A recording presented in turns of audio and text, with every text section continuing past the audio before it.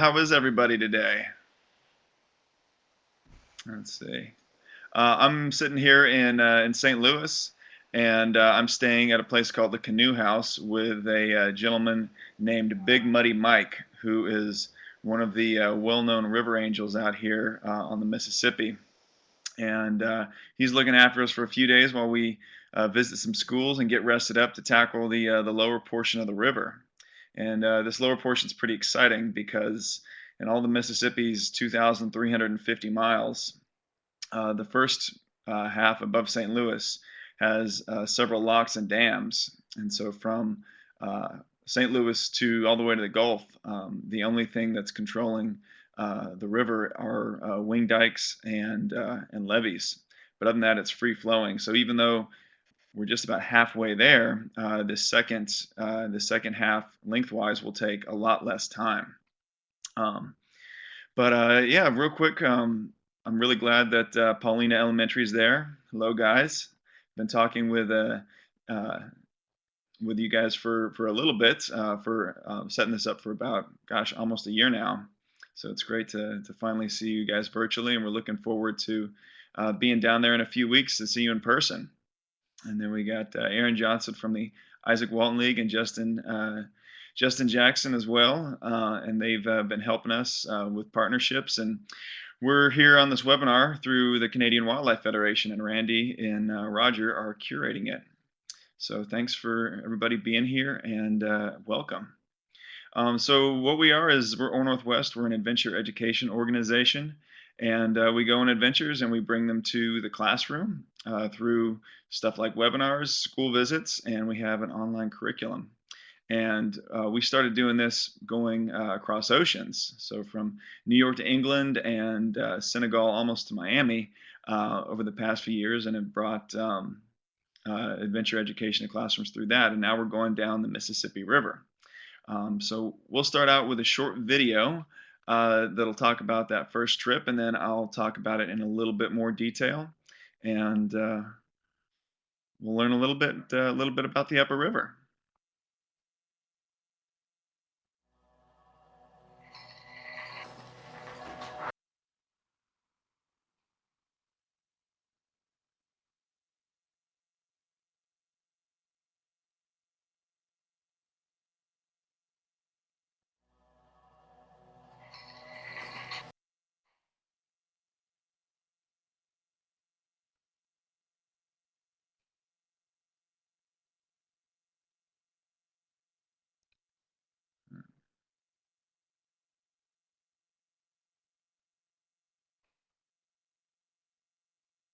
We'll give it another try today.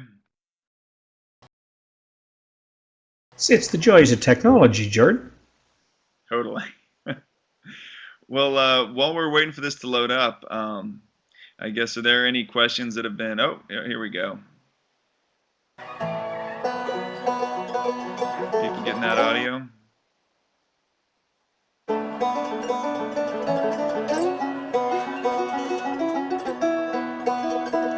Oh, we've got... It's moving. We're not getting a lot of video here, though.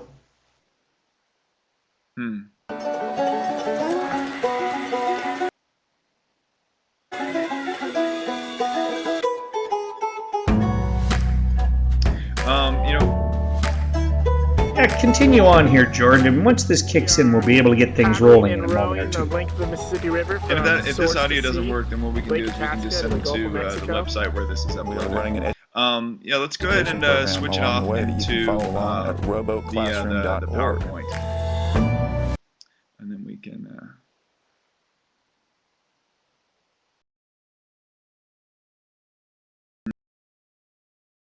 All right, well, started all the way at the end there. All right. So the Mississippi River, 2,350 miles, but sometimes it's actually a little bit bigger than that. Let's see. Here we go. All right. So if you look at that map down on the bottom, you're going to see the Mississippi watershed. You can see that it covers 31 states and 2 Canadian provinces. And so, just to give you, I mean, an idea, that is just an absolutely massive area of land, but it's a watershed, and everyone lives within a watershed. And if you live here, if you live where Justin and everybody in Paulina lives, and Aaron, I think you're in a different watershed.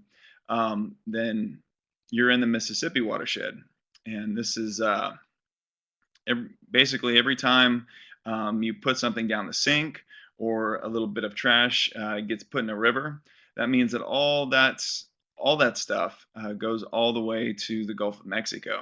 So it's a huge volume of water, and especially down there by the river in Paulino, when it rains up in different parts of the country, you'll see the river rise from rain that's you'll that could have happened all the way in Montana and South Dakota or in Ohio and Pennsylvania.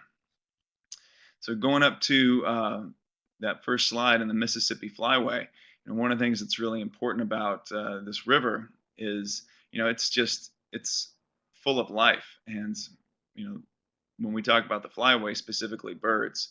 So there's birds all the way in the northern part of Canada that use the Mississippi like a highway, and they use it for places to live and stop along the way and feed themselves, and they'll make their way all the way up from Canada all the way down to South America, and that's over 7,000 miles, and the Mississippi is a big portion of that in order to give them the places they need to live in order to fly up and down year to year. Um, so our trip, we have what we're doing as we're going down the river is that we have an interactive map. And so if you go to uh, Adventure Mississippi River, rowboatclassroom.org, you'll see this map, and it's got several pictures that we've been taking along the way. So you guys know what the river looks like in your neighborhood, and what we're trying to do here is take pictures and video and show what the river looks like from the very top to the very end, so that everybody can get an idea of what it feels, of what the river looks like as a whole. And so here we are preparing to, got the same hat on, preparing in Minneapolis. So the river starts in Minnesota, and actually above Minnesota, there's 480 miles of river, and it starts out in a place called Lake Itasca. And so that is it's a lake that's just about 1,400 feet above sea level. And right here at the very beginning of the Mississippi, it's super clear water. You could wade across. You wouldn't even have to wade. You could walk across, and you could keep your knees dry. And that's where the Mississippi starts. And you can see here in this aerial shot that the river, it just goes back and forth the way it does down in Louisiana, and all the way up and down the river, except on just a much smaller scale. So if you look very carefully at this picture, there's two things I want to point out. Number one, there's a tiny little boat in there, and that is an 18-foot canoe. So that'll give you an idea of just how small the river is. And if you look and you see the river making those big loops through all those green plants, that's wild rice. And if you look over to the side of some of those loops, you'll see some darker green loops, and those are places where the Mississippi used to be. And so when they talk about the Mississippi being 2,350 miles long, there's a lot of other official sources that will count it up to 2,700. And the reason that is it can be explained by what's in this picture. You look at these little loops here, and that's where the Mississippi used to flow, and especially that one right there in the upper left center. You see how it makes almost a long oval, and then you can see where it got so close that the Mississippi just carved through and shortened the river considerably in that section. And that's happening on various levels all throughout the trip, all throughout the length of the Mississippi. When you're down there, and this is what what the wild rice and looks like. And sometimes you're going through places where the only way you can really uh, follow the river is just by looking at the water and seeing where it's flowing, because um, you're going what looks like rice paddies. On this first section of the river, they have some really wonderful campsites, and that's been something that we've been really pleased to find the whole way up and down the river. Up here in this northern section, they had a lot of very nicely built up campsites, but between here and Minneapolis, it's been very easy just to pop off on little islands and have wonderful little campsites in the middle of nowhere, and you feel like you're the king of your tiny little island. Uh, there's a lot of beaver dams on this first section, and so the Mississippi can kind of be split up into four sections. You have this section above Minneapolis, which is above all the major locks, and that's 480 miles. And you have several human dams, and then you probably have about anywhere between a dozen to 3 dozen beaver dams, depending on the year, that you have to take your boat around. And so we started in these canoes because they were very easy to pull over beaver dams and to portage. And to portage means you take all of your stuff out of your boat and you walk around an obstacle. And so here we are, not quite a portage, but just sliding over a beaver dam. Then the other section is between Minneapolis and St. Louis. And this section has where it's controlled by a set of over 29 locks and dams. And so it's numbered 1 through 27, but there's two locks and dams up in Minneapolis called St. Anthony's Falls. And it turns the Mississippi into a set of pools on this upper section. And so it's very controlled so that you can have all of this commerce. And everybody who's living on the river, you see these big barges going back and forth. And that's taking everything that's made in the Mississippi watershed and bringing it out to market. And that's over $180 billion worth of stuff. And it's you have those locks there to control the height of the water so that all those barges can make it down there and not get stuck.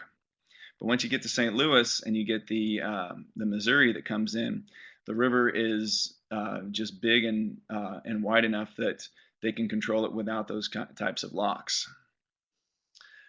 So below St. Louis to Baton Rouge, you have that what I would call the third section, and that's where you have a lot of big barge traffic. And from Baton Rouge to the Gulf, that's where you get the big seagoing ships. And so these ocean ships that cross thousands and thousands of miles of oceans will make their way all the way up to Baton Rouge. And you guys there in Paulina get to see that. Here we are back going through rice fields. The river up here is just extremely pristine, and you have this funny little feeling of being in the absolute middle of nowhere in this completely unspoiled wilderness, and then you are suddenly in a town here in Bemidji, and here's Pat making a few friends along the way. And you cross these lakes, like this Lake Winnie, which is absolutely massively wide. It's about 14 miles long and 11 miles wide. And when you're crossing it in a canoe, it almost feels like you're crossing a part of the ocean. Here it is, Lake Winnie, and there's actually some gulls that are out there, as well as some other seabirds like pelicans. Um, it's very, I mean, the river, considering it's when I was researching the reputation of the Mississippi is that it's a big, well-used body of water, and because of that, it has it's very it's very dirty, and there's certainly sections where it's we've seen where that's the case, but on this upper section is very pristine and lots of little wildlife, lots of frogs, and frogs are very sensitive to pollution. There were areas where we were portaging our canoes, and we'd get out on the grass, and you just see the whole grass seem to leap because there were so many toads and frogs jumping. We'd see tons of eagles on this upper section, and we saw so many eagles that it just became, I'd spent probably the first 2 weeks taking pictures of every single eagle that I saw, and then there just got to the point where there were too many. Then one day, does everybody know what this guy is? It's a mayfly, and it's these little guys. They will hatch, and they will, in some places up here, they will get so many that they show up on weather radar, these big clouds, and they only live for a day. They reproduce and then they die, and they become part of that life cycle again. And in some of these places, they'll so many of them will hatch that it will people will have to use snow shovels to clean them. But the night that or the afternoon that we went through one of these hatches, these beautiful little mayflies, they looked like little ballerinas dancing about 3 feet above the water before they fell in. Uh, and they're a sign of a very healthy river. Dragonflies, uh, red-tailed hawk, tons of bird life up here, and lots of shells. And what's been fascinating is there's so many shells up here on the Mississippi, and apparently, 100 over 100 years ago, there were even more. And we passed through areas where the beaches are literally covered with them. And some of these shells are, you'll see little holes cut out of them. And there were several communities up here that would take these shells and they would cut buttons from them. And so lots of these little towns on the upper river have this. You go by and they see these old buildings, and they were button factories. And that was they made these beautiful little pearl buttons, but it also decimated the shell population. And a few years later, you got some invasive species. And invasive species are these basically critters that people accidentally bring in, and they end up, sometimes people do it on purpose, sometimes they do it on accident, and they have a huge effect on the wildlife that's already around there. And so you have all these native Mississippi clams, and then and mussels, and then you have the zebra mussel, which is competing with them. And that kind of once that starts to mess with one part of the ecology, it messes with a lot more because it's all connected. I forget the name of this guy, but I know he's not a zebra mussel, but it is an invasive. Um, Again, going through the river, you feel like you're in the middle of nowhere, and then suddenly you find yourself, spending hours paddling past, this a power plant, and this one in particular powers the northern half of Minnesota. Lots of beautiful barns along the way. I mean, the Mississippi and all those other rivers in that giant watershed. If you look down at that picture again, that water, it's got a reputation for being muddy because it has a lot of silt in it, and so all that silt has nutrients and minerals. And so the Mississippi River Valley is just an incredibly rich place to farm, and that's why, and that's what it's the river that makes this place so productive. Met some good people along the way. We got a family up in here in Brainerd that helped us out one night. Let us sleep at their house on a particularly cold night. People are always fishing on the river. We see that pretty much everywhere we go. A little bit less now that it's getting later in the year, although we are kind of chasing fall. Um, Even just after the first few days, you start to see, in addition to the natural streams that make their way into the Mississippi, you'll see, these drains that are from the city that are bringing in storm water. And when it rains really, really hard, the sewers and the storm drains will overflow, and that's when both you know, when stormwater and stuff that's in your toilet ends up running into the river, and it doesn't have a chance to get treated. And so this is just one of the challenges of living on the water. There's one of the dams from the upper Mississippi, and this guy right here at one of our campsites, it's called a giant puffball mushroom. And so these are these edible fungus that grow in woodlands, and we found this, and you got to be really careful. I want to urge all the kids out there: do not go out and pick mushrooms unless you are with someone who is a real expert. And fortunately, we were with a gentleman named Max, who has worked with Randy and the Canadian Wildlife Federation in the past, who grew up eating these with his father, and so he was able to identify these. And we cooked them up in some olive oil, and they were really delicious. Oh, I see Randy's see Randy's comments here. They are delicious when they're fried up. And when Marcus was paddling up that drain pipe, I think he went in probably 30, 40 feet. Not too far, but enough to kind of freak me and Pat out. Um, Here we go. Here's some nests that we saw along the way. And once we got to Minneapolis, we transferred from these canoes into rowboats. And we picked the rowboats just because we like rowing, and they're also a little bit more stable. So when we get on bigger water, we can have a lot more confidence, and are able to make keep a better schedule. So we rolled into Minneapolis after about just over 2 weeks, and that was so we've been on the Mississippi since September 2nd. We got to Minneapolis on the 18th, and we left a few days after that. And just as of 2 days ago, we made it to St. Louis. And now we're kind of resting up and gearing up to tackle this second part of the river. Let's see. And here we go. This is what we're going to start to see. These you can see just how many. I mean, you guys down there in Paulina see barges like this all the time, but the biggest ones we've seen so far are ones that are 3 by 5, and part of the reason of that is just it's what will fit through the locks. And so we're looking forward to getting down there and seeing just what this big river has in store for us.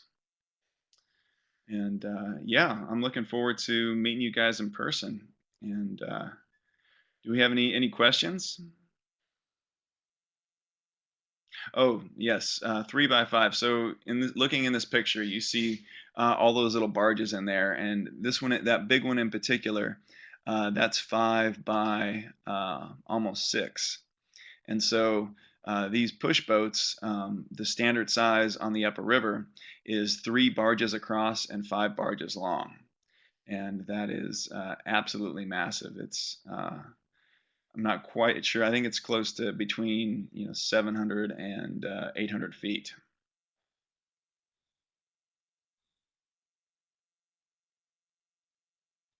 See, Aaron's got a question here. Mhm.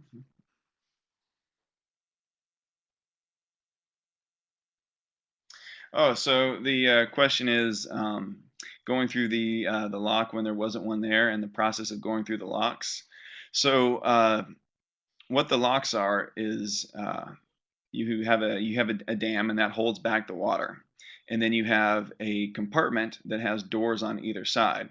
So let's say we're going to go down a river, and so what we do is that little compartment fills up, and they open up the door on the upriver side, and we go in, they shut that door, and then they slowly let that water out. And in some places, we'll drop between, somewhere from 5 to over 40 feet to get to the next level. And then once you get to that level, that door behind you stays shut, and the door that is on the southern side, is opened up, and you just cruise out, and that's how you lock through. And they'll take any boat. They'll take these big boats, these big push boats with all these barges, and they'll take little human-powered boats like us and rowboats, or even canoes, and whatever anybody can put together to float down. Um, so along the way, we're doing some sampling, and so what we're taking water samples up above where big bodies of water come into the Mississippi, like the Missouri and the Ohio and the Illinois and other rivers like those, as well as big cities. And what we're doing is we're getting those samples for a scientist at LSU who is studying the microbes. And what he wants to find out is if those different microbes that are in the water, all those little critters, have something to do with the dead zone, which down there in Paulina, you guys are probably pretty familiar with. And that's when there's basically not enough oxygen in the water to support to support fish and shrimp and crabs. And over the years, it's getting bigger and bigger. And so part of that is it's affected by uh, the fertilizers that people use in all over the Midwest, and all those, especially after big rains, get drained into the water, and you get these big algae blooms, and those algae sucks up they use all the oxygen, and then you get this huge section of of the Gulf where a lot of things can't live.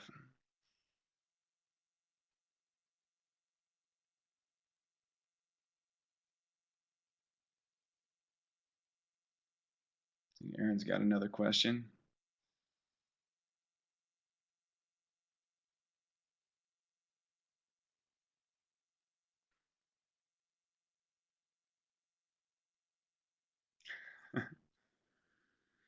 Keena's got a question.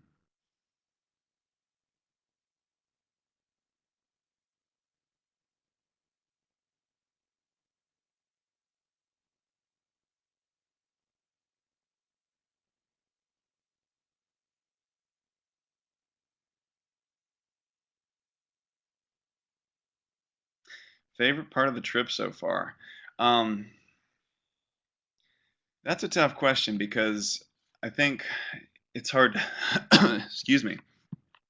It's hard to single it out to one thing, but to go down the river uh, feels like you're almost to grow up with it in a certain extent, because day to day the river gets bigger and challenging in different ways. It just kind of feels like a little bit like going through life, and it's each section has its own particular beauty to it. I mean, there's something to be said about just this pristine section on the upper river, but you get down below, uh, Minneapolis, and you start to see how it's going to turn into this mighty Mississippi. And you go through an area called the Driftless, which has these absolutely massive bluffs, 500-foot bluffs that are covered in these deciduous trees. That this time of year we've been chasing the fall colors all the way down. So these 500-foot bluffs that are covered with uh, reds and yellows, and it's not the Mississippi that I ever imagined. I imagine the Mississippi as I think it's going to look like down in Louisiana, and up here you just see these great big bluffs, and it's awesome. Wow. So Kina was saying the largest barge one student has seen, and Paulina was 7 by 10. Um, I have no idea if we'll see barges larger than that. That is a great question. Um, yeah, that's really intimidating. I think what I'm more intimidated with in terms of barges is when there's going to be just a lot more of them on the river, and that's something that we have to look out for. In terms of the hardest part of the trip, um, it's been we've had a pretty rigorous schedule. So along the way, we're visiting schools, and so we have to make sure that we make those times. And that means that some days we have some pretty big days. Like one of our biggest on the upper river has been 58 miles. Um, but I think for me, probably the most difficult is just the fact that I got Giardia, which is a little microbe that lives in the water, and it makes you very tummy sick. And that was very challenging for the first for a few weeks.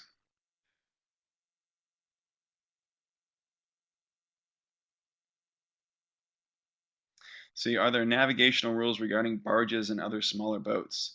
How do you remain safe while navigating with large ships? Um, that is the barges have the right of way, and there's a channel, and you just and based on the red and green buoys, um, you go on the right side of them, and uh, you just have to communicate and you have to listen. Unfortunately, the barges are at night; they're lit up, and we don't do a lot of rowing at night, but they make a lot of noise, and it's really pretty. They're quick, but they're not lightning fast. So if you're paying attention, then you can stay out of their way. And that's going to be especially important down here where there's just a lot more uh, where there's just a lot more boats. The guy that we're staying with, Big Muddy Mike, he's gone down the river twice, and he spent a lot of time in this area. And he was saying, in terms of paddling and rowing, that doing the first part of the river is like going to high school, and the second part of the river is like going straight to graduate school and skipping college. So we're really excited to see that, and excited to see how our ocean rowing skills can translate, if at all. Can the types of fertilizers used up north be identified from the water samples? Um,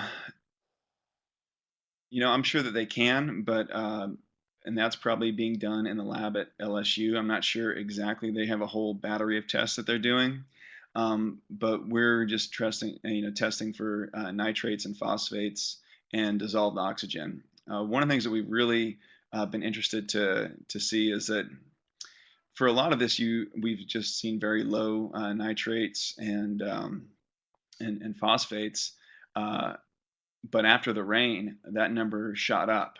And so, depending on the time of year, and depending on the time of year, and depending on what's going on with the weather, that's going to affect those levels. There's also a lot of up there. There's so many. There's a lot of farms and a lot of people up there, and trying to.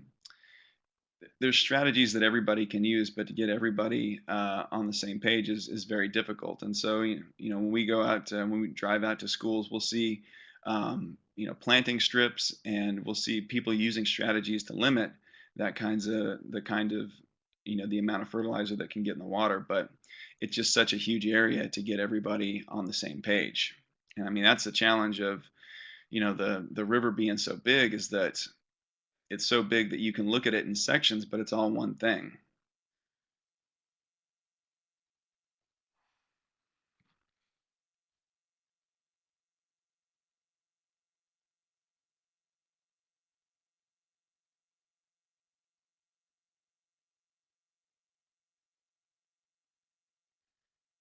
Yeah, Keenan's got another question.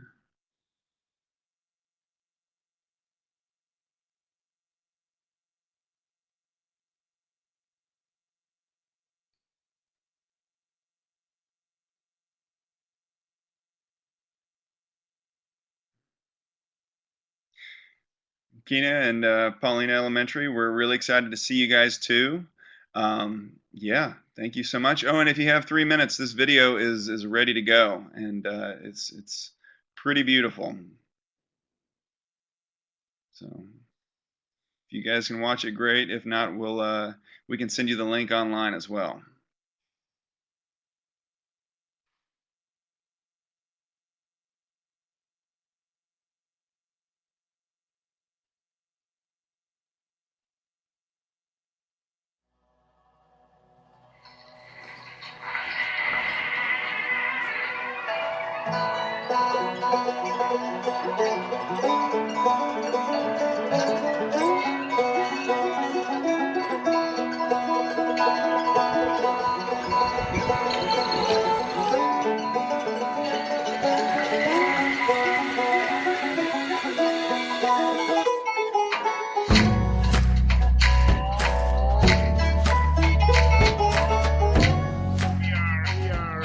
Paddling and rowing the Lake Mississippi River from source to sea, Lake Itasca to the Gulf of Mexico. We are running an education program along the way that you can follow along at roboclassroom.org.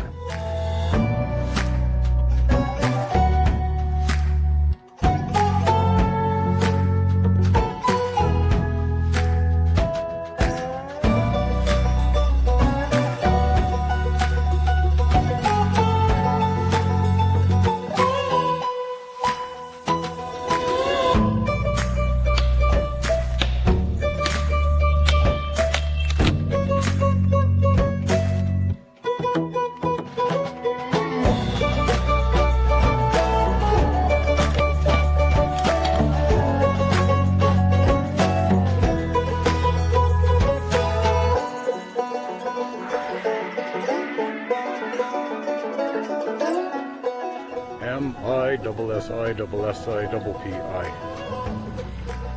This is the river that flows through the heartland of America. So if you really want to know America, you gotta know the Mississippi.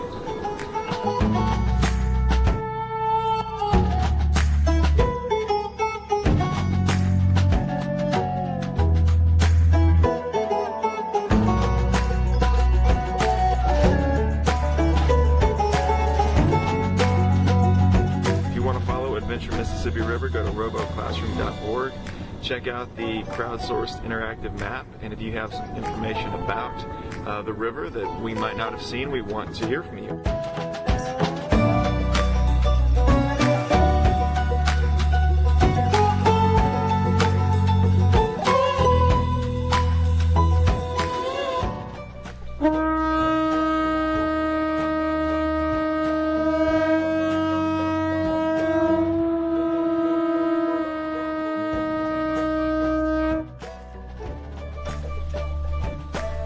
To the goal!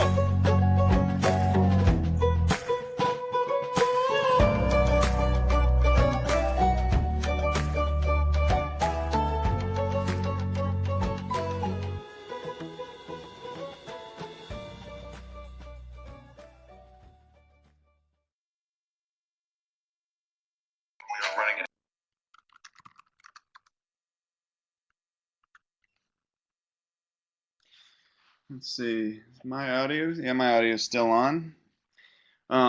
Yeah, thanks, Aaron and Justin for coming. I appreciate that. It's good to see you guys.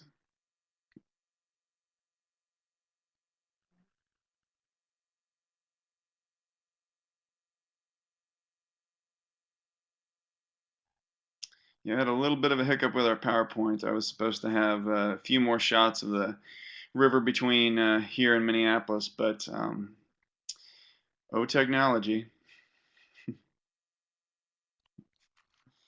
Justin, it's my pleasure. I'm really glad that you showed up for this one, and we're hoping to have some more of them. Yeah.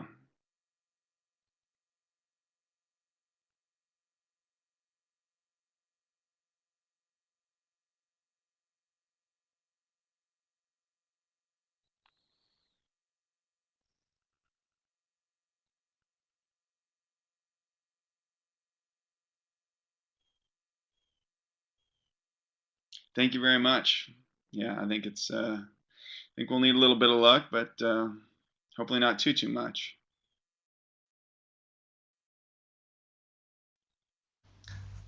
Jordan, this was great. Loved it all, including that video. Marcus did a phenomenal job with it. As you guys are doing an awesome job with this row and everything you're doing. Really appreciate it, Randy. Thank you. I'm looking forward to seeing more video. I've never been down to Mississippi, so this is awesome for me. Yeah, he's been shooting along the way, so as he gets, it's probably not going to get anything new until probably December, just because this lower part of the river, it's faster, a little bit meaner, and there's just way less places to stop. And it's but it's been just awesome getting to know it. And gosh, we went through Hannibal, and we went to this random coffee shop that we needed a cooler pickup in Hannibal, and a bunch of stuff had fallen through with like 2 sets of people. So I just called up a random coffee shop, and I said, "Hey, this is a weird request. This is what we're doing. Would you be willing to accept a cooler and then send it off the next, and send a cooler back?"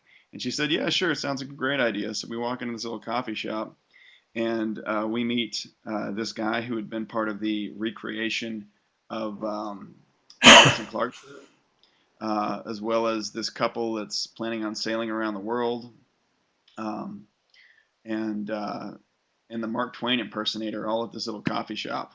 It was just, and then after that, it just we checked out Tom Sawyer's house, and left later that day, and ended up going to this island where they had this incredible swing, huge fire pit, and it's just, you just show up and camp.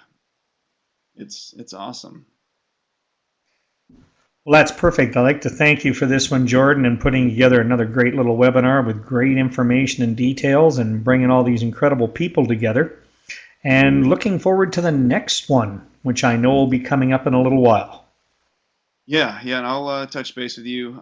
We're kind of sussing out what the scheduling's looking like, and I'm still trying to figure out what this lower part of the river is going to be. So once we kind of figure out what kind of time we're making over the next few days, then we'll be able to, nail down a time. I'm thinking Baton Rouge, probably. And what I'd love to do is I'd love to get some, kind of reach out to some high school students or some college students that we've been touching base with along the way, and do something with Dr. Thrash that's a little bit more in depth, with hypoxia. Sounds like it's going to be fantastic. Cool. Well, Randy, thanks so much for organizing this. I really appreciate it. All right. Well, you guys have a great day. Hopefully you're on land for a little while now, relaxing, which I know for you, relaxing only means moving at 110 miles an hour. Yeah, we're gonna go see the Arch and the City Museum in St. Louis, and that looks like a hoot. Okay. Well, great. Have a fantastic time doing that. And enjoy. And I'm looking forward to the next round of visitation with you. Sounds good, Randy. Thanks so much. You got it. Talk to you later, Jordan. Take care. Bye-bye. Thanks, Justin. Thanks, Aaron. See you guys soon.